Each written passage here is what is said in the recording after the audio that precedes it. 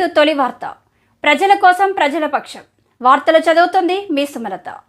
Monday వేసవిలో చల్లదనాల రుచులు ఆస్వాదించండి సింకో మోడ్రన్ బేకర్స్ ద్వారా.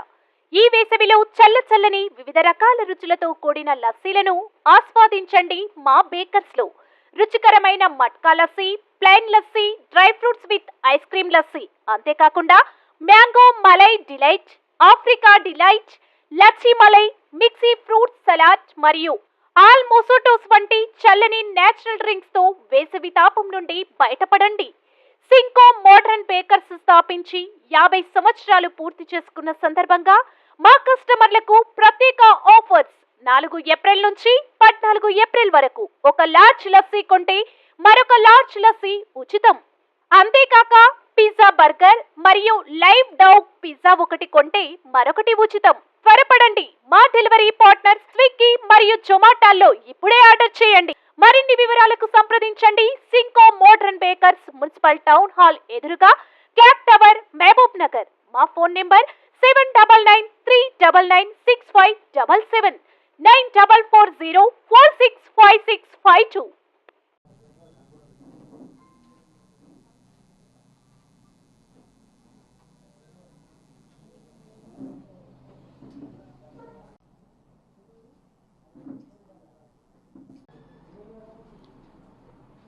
తేదీ 25 ఏప్రిల్ నాడు మన బండమేపల్లి చౌరస్తా మల్లికార్జున వైన్స్ దగ్గర జరిగిన యువకుడి దాడి ఘటనలో తేదీ 14వ తారీఖు నాడు తన తల్లి కంప్లైంట్ ఇవ్వగా శ్రీకాంత్ చనిపోవడం వల్ల తల్లి కంప్లైంట్ ఇస్తే కేసు నమోదు చేసిన పోలీసు మామూలు రోడ్ల పోలీసు వారు ఆ దాడిలో పాల్గొన్న నిందితులైనటువంటి 10 మందిని గుర్తించి అందరినీ కూడా ఈరోజు 8 మందిని ముందుగా అరెస్ట్ చేసి ఈరోజు మార్నింగ్ పట్టుకొని అందరినీ అరెస్ట్ చేయడం జరుగుతూ ఉంది.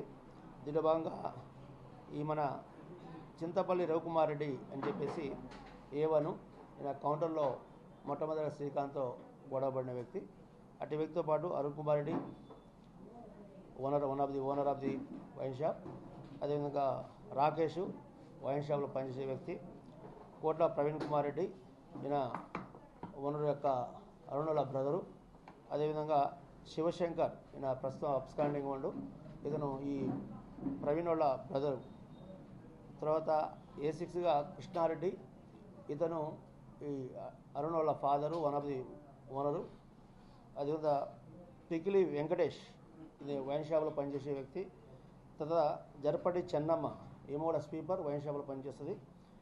తర్వాత గంగోని చంద్రప్రకాష్ గౌడు, ఈయన వన్ ఆఫ్ ది ఓనర్ యొక్క వైన్ షాప్ ఓనర్ యొక్క కొడుకు. వైన్ షాపు అతని పేరు మీద, వాళ్ళ ఫాదర్ పేరు మీద ఉన్నది.